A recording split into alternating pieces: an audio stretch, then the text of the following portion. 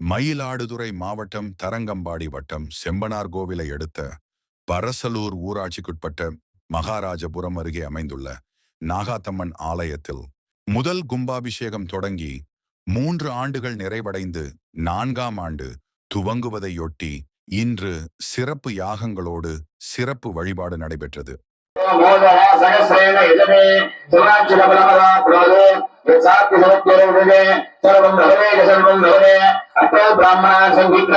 ஆலய அரங்காவலரும் நாடி ஜோதிடருமான திரு K.S. கிருஷ்ணன் ஆலயம் உருவானதன் வரலாற்றை நம்மிடம் விளக்கியதோடு அங்கு சிறப்பு பூஜைகள் மேற்கொண்டால் புத்திர களத்திரம் உள்ளிட்ட தோஷங்கள் நீங்கும் என்று தெரிவித்தார்.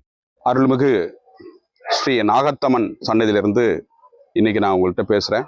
இந்த இடத்தில் ஒரு நாக புற்று இருந்தது. அந்த நாக புற்றை எங்க அம்மா அதை வழிபட்டுட்டு வந்தாங்க. 25 ஆண்டுகளுக்கு மேலாக இந்த இடத்துல புற்று இருந்தது. புற்று இப்போ மழையால் கரைஞ்சி விட்டது. அந்த 25 ஆண்டுகளுக்கு மேலாக அதை வழிபட்டு வந்துட்டு இருந்தாங்க. இந்த இடத்துல அம்மன் இருக்கு, அதனால இந்த இடத்துல எனக்கு ஒரு கோயில் ஒன்று கட்டி கொடுங்க அப்படின்னு சொல்லி எங்க தாயார் என்கிட்ட கேட்டதுனால இந்த ஆலயத்தை நான் கட்டினேன்.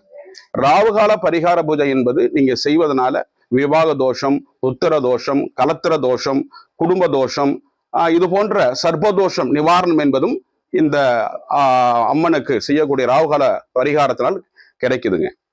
இன்றைய நிகழ்வின் முடிவில் பூஜையில் கலந்து கொண்ட அனைவருக்கும் அன்னதானம் வழங்கப்பட்டது.